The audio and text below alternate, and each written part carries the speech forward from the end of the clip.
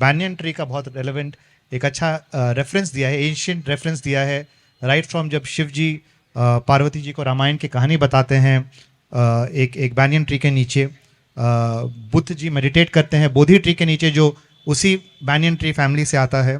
और फिर आपने ये भी बताया, शायद लोगों को मालूम नहीं हो, कि इंडिया का पहला स्टॉक एक्सचेंज, मुझे भी नहीं पता था ये, बॉम्बे स्टॉक एक्सचेंज, उस सबसे पहले एक banyan ट्री के नीचे ही शुरुआत हुई थी उसकी। और फिर शशांक जी आगे लिखते हैं कि अंगोरवत में भी banyan ट्री का एक अपना रेलेवेंस है। तो सर इस banyan ट्री, और लेकिन तकलीफ वहाँ होती है जब आप लिखते हैं कि आपका जो गांव है वहाँ का जो banyan ट्री है, you've seen a steady decline as enterprise was chased out the middle।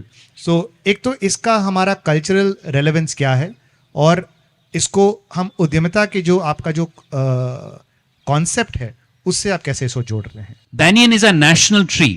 It is a tree which has many shoots. And if you see the banyan in my village, it is alaukic. Supernatural है। मैं उसी गांव में रहता हूं, उसका नाम है बड़ के पार, बर के उस पार। उसकी छाया इस पूरे ग्राउंड से 1.5 गुना ज्यादा है। उसके बगल में 6 एकड़ की लैंड हमने ली है और वहीं पर बहुत बड़ा उद्यम केंद्र बनाया है। उस वट वृक्ष ने हमें इतना, इसे कहते हैं, प्रोत्साहित किया हर समय, उस वट वृक्ष ने, बिकॉज उसने 300 साल का इतिहास देखा है।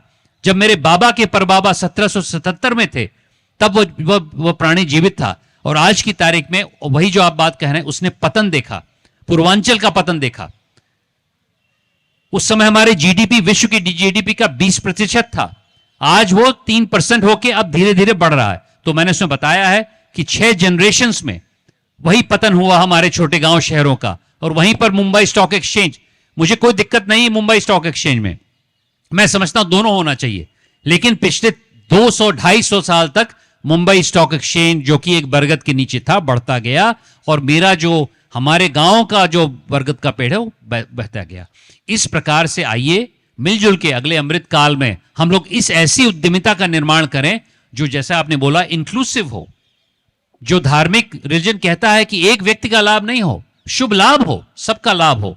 इस प्रकार की धारणा को लेकर अगर उद्यमिता को आगे करेंगे तो हमारा बरगद का वृक्ष आदरणीय है, प्रेरणादायक है,